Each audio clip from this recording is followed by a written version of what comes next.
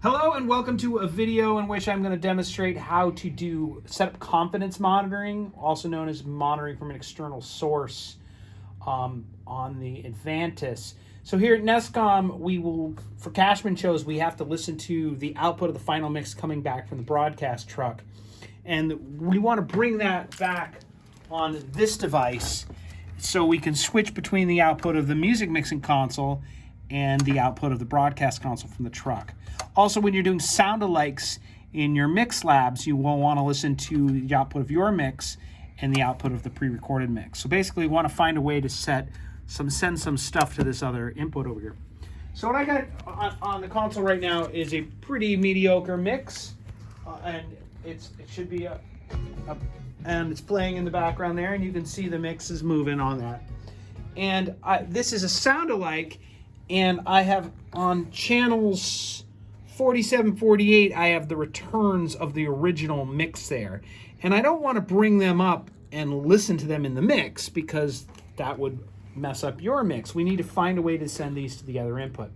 So here's what we're going to do. First I've identified those. I've made them a pair. I've ganged them together. I've panned them left and right. Actually, I have not done that, so let's pan them left and right. How do you pan? I've already forgotten how to pan. Pan button, pan to the left, pan to the right.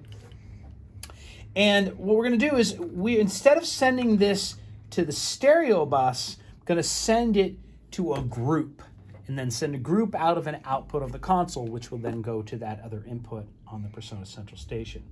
So the first thing I'm going to do is bring a group over on to this master section on layer A here. So I'm going to go setup, and I'm going to go mix, and I'm going to find the stereo group there, stereo group 1, and I'm going to bring it and I'm going to put it on the surface so it's here, and I'll put that up at unity gain.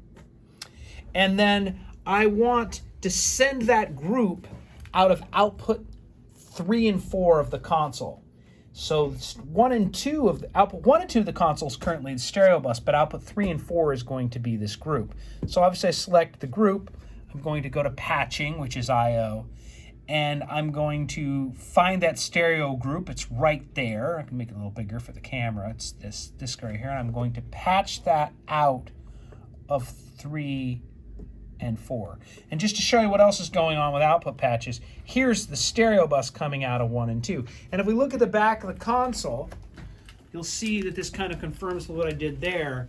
Outputs 1 and 2 are feeding off to the central station mix monitors. Those are labeled console out left and right.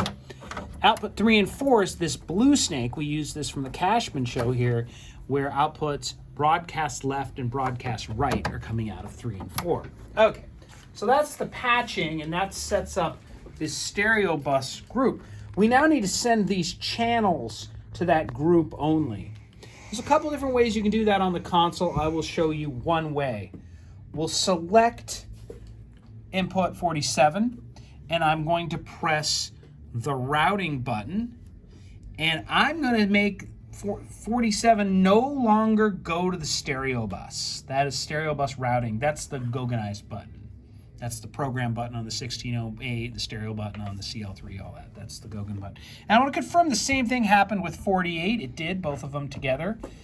And now I'm no longer feeding the stereo bus, and we're going to scroll down and we're going to find the send to that stereo group.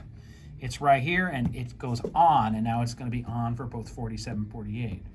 So now I can actually see that the stereo group meter is moving independent. If I bring the stereo bus down, it's still moving.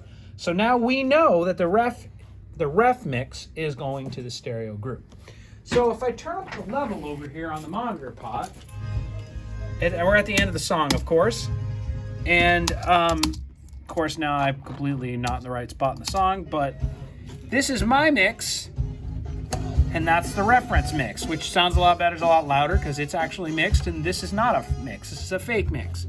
So that's what you need to do for your sound-alike, and that's what's going on behind the scenes in the Cashman show. We send the final output mix to the broadcast truck to that jack. Thank you.